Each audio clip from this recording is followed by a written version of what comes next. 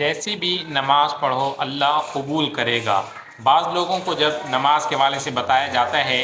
کہ یہ مسٹیک کی ہے آپ نے یا نماز کو سیکھنا چاہیے، کن باتوں سے نماز ٹوٹ جاتی ہے اور کن باتوں کو نماز سے پہلے کرنا ضروری ہے، اس طرح کی معلومات جب دی جاتی ہے اور بتایا جاتا ہے نماز کے مسائل، تو پھر اس طرح کا جملہ سننے کو ملتا ہے اور آپ نے بھی سنا ہوگا، کہتے ہیں کہ اللہ کی نمازیں اللہ قبول کرے گا۔ تو آیا کہ یہ جملہ درست ہے یا غلط ہے؟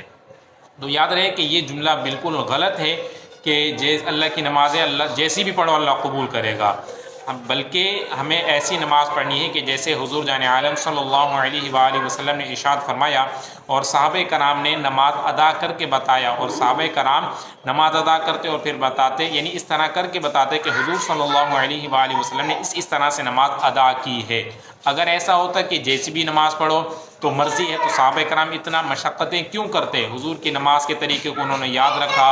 اور دیگر صحابہ کرام کو اور دیگر لوگوں کو بتایا، امت تک یہ پیغام پہنچایا کہ حضور جان عالم صلی اللہ علیہ وآلہ وسلم نے اس طرح سے نماز ادا کی، آپ بھی اس طرح سے نماز ادا کریں۔ حتیٰ کہ ایک شخص نے نماز ادا کی اور جیسے ہی نماز سے فارغ ہوا تو حضور صلی اللہ علیہ وآلہ وسلم نے اسے فرمایا قم فصلی فإنک لم تصلی، اے شخص تم کھڑے ہو اور دوبارہ نماز پڑھو، گویا کہ تم نے نماز نہیں پڑھی، یعنی انہیں دوبارہ وضو کر کے دوبارہ نماز پڑھنے کا حکم دیا گیا تھا، تو دوبارہ نماز کا انہیں حکم دیا گیا۔ تو اس کے متعلق یعنی علماء فرماتے ہیں کہ جو اس کے نماز کو جس طریقے سے ادا کرنا چاہے تو اس کے اندر انہوں نے کمی کی۔ تو ہمیں بھی جو نماز ہے وہ حضور جان عالم صلی اللہ علیہ وآلہ وسلم کے بتائے ہوئے طریقے کے مطابق ادا کریں گے تو تبھی ہماری نماز جو ہے وہ درست ادا ہوگی۔ اور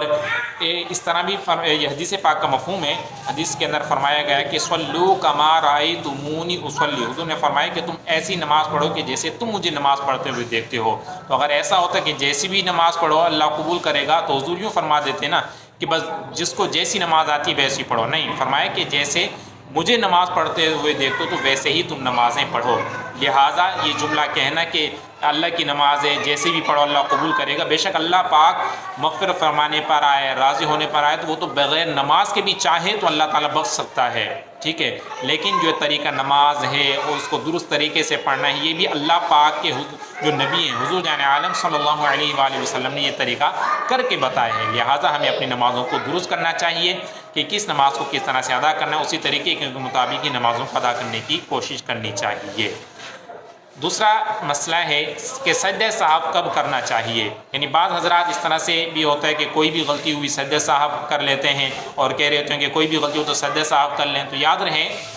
کہ ہر ایک چیز کا اصول اور طریقہ کار شریعت نے بتایا ہے کہ کب آپ نے کیا کرنا ہے۔ تو سجدہ صاحب کب کیا جاتا ہے یہ آپ ذہن نشین فرما لیجئے کہ جو نماز کے واجبات ہیں ان واجبات میں سے کوئی واجب بھولے سے چھوٹ جائے تو اس کی تلافی کے لیے شریعت نے سجدہ صاحب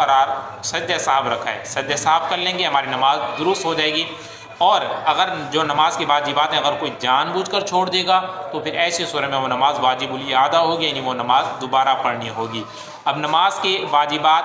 بے شمار ہیں، کثیر ہیں، تو ان میں سے چند جو مثالیں ہم سن لیتے ہیں کہ وہ نماز کے اندر واجب ہیں، اگر بھول کر انسان سے وہ چھوٹ جاتے ہیں انسان سے تو پھر سجدہ صاحب کرنا ہوگا۔ مثلاً جیسے عشاء کی نماز کے اندر ہم وطر پڑھتے ہیں تو وطر کے اندر دعائے قنوت پڑھنا یہ واجب ہے، لہذا اگر کوئی شخص دعائے قنوت پڑھنا بھول جاتا ہے اور رکوع کے اندر چلا جاتا ہے تو اب اس کے لیے حکم ہے کہ یہ قیام کی طرف نہ لوٹے بلکہ آخر کے اندر سجدہ صاحب کر لے تو اس کی نماز درست ہو جائے گی، چونکہ دعائے قنوت پڑھنا واجب تھا اور واجب بھولے سے چھوٹ جائے تو آخر کے اندر سجدہ صاحب کرتے ہیں، اس لیے نماز درست ہو جائے گی۔ دوسرا واجب ہے کہ سورت ملانا، یعنی سورہ فاتحہ کے بعد سورت ملانا یہ بھی واجب ہے نماز کے اندر، لہذا اگر کوئی شخص سورت ملانا بھول گیا اور سجدے میں جا کے اسے یاد آیا یا سجدے کے بھی بعد اسے یاد آیا تو ایسی صورت میں اس کے لیے حکم ہے کہ وہ پھر سجدہ صاحب کرے گا۔ اور اسی طرح سے قاعدہ اولیٰ پر بیٹھنا، یعنی جیسے 4 رکعت پڑھ رہے ہیں یا 2 رکعت نماز ادا کر رہے ہیں یا جیسے مغرب ہے 3 رکعت یا وطر ہے 3 رکعت تو ان کی 2 رکعت پر جو بیٹھتے ہیں تو یہ قاعدہ اولیٰ کہلاتا ہے۔ تو قاعدہ اولیٰ کے اندر بیٹھنا یہ بھی واجب ہے، لہذا اگر کوئی شخص قاعدہ اولیٰ میں بیٹھنا بھول گیا اور تیسری رکعت کے لیے کھڑا ہو چکا تھا بالکل سیدھا اور پھر یاد آیا تو ابھی اس کے لیے حکم ہے کہ اپنی نماز کو جاری رکھے، کمپلیٹ کرے، جتنی 1 رکعت یا 2 رکعتیں رہتی ہیں انہیں مکمل کرے اور آخر کے اندر پھر سجدہ صاحب کر لے۔ تو یہ نماز کے واجبات ہیں۔ مزید ایک اور مثال بھی سماعت کرتے ہیں، جیسے 3 رکعت ہے یا 4 رکعت ہے، تو قاعدہ اولا میں تو وہ بیٹھا، اب قاعدہ اولا کے اندر التحیات عبدہ و رسولہ یہاں تک پڑھ کے تیسری رکعت کے لیے کھڑے ہونے کا حکم ہے۔ لہذا اگر کوئی شخص بھولے سے آگے درود پڑھنا شروع کر دیتا ہے، اللہم صلی علی محمد یا اللہم صلی علی سیدنا، اتنا پڑھا اور پھر یاد آ گیا، تو ایسی صورت میں بھی اس پر سجدہ صاحب واجب ہو جائے گا۔ اب جیسے ہی یاد آیا تو حکم ہے کہ کھڑے ہو جائیں، 1 رکعت رہتی ہے یا 2 رکعت جتنی بھی رہتی ہوں وہ انہیں کمپلیٹ کریں، آخر کے اندر سجدہ صاحب کر لیں تو آپ کی نماز درست ہو جائے گی۔ تو یہ ہم نے 3 سے 4 واجبات کی مثالیں سنی ہیں، اور بھی کثیر ہیں، تو انشاءاللہ کبھی موقع ملا تو انشاءاللہ مزید کسی ویڈیو کے اندر بھی نماز کے جو واجبات ہیں ان پر بھی انشاءاللہ ڈیٹیل سے تفصیل سے انشاءاللہ گفتگو کریں گے۔ تو شیخ طریقت امیر اہل سنت کی کتاب نماز کے احکام، آپ اسے نیٹ سے ڈاؤن لوڈ بھی کر سکتے ہیں، اس کے اندر یہ نماز کے 30 واجبات یہ لکھے ہوئے ہیں۔ اسی طرح بہاری شریعت کے اندر بھی ہیں، اور دیگر جو کتب فقہیہ ہیں، شرعی مسائل کے اوپر کتابیں ہیں، ان کے اندر یہ مسائل لکھے ہوئے ہیں۔ تو آپ کو چاہیے کہ ان کتابوں کا بھی مطالعہ کریں، اور اگر کوئی چیز معلوم نہیں ہوتی تو علماء سے پوچھ لیا کریں، اور اگر آپ ہم سے کوئی پوچھنا چاہیں کمنٹس کریں گے تو انشاءاللہ ممکنہ صورت میں آپ کے سوال کو بھی جواب دیا جائے گا، اور ممکنہ صورت میں اس پر ویڈیو بھی بنا دیں گے۔ اللہ پاک ہم سب کو علم دین سیکھنے، سمجھنے، عمل کرنے اور دوسرے مسلمانوں تک پہنچانے کی توفیق عطا فرمائے۔